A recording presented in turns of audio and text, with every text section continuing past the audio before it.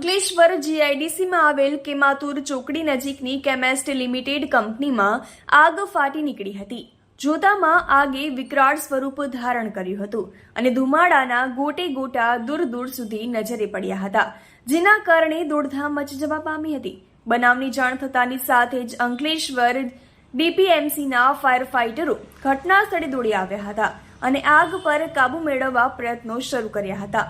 જોકે આગે વધુ વિકરાળ સ્વરૂપ ધારણ કરતા બાજુમાં આવેલી અન્ય એક કંપનીને પણ આગની ચપેટમાં લીધી હતી, જેના કારણે પરિસ્થિતિ વધુ વિકટ બની હતી। લગભગ 15 જેટલા ફાયર ફાઇટરોએ ભારે જહેમત બાદ આગ પર કાબુ મેળવ્યો હતો। સદનસીબે આ બનાવમાં કોઈ જાનહાનિ થઈ ન હતી। તહેલકા ન્યૂઝ સાથે રિપોર્ટર અવ્વી સૈયદ, અંકલેશ્વર।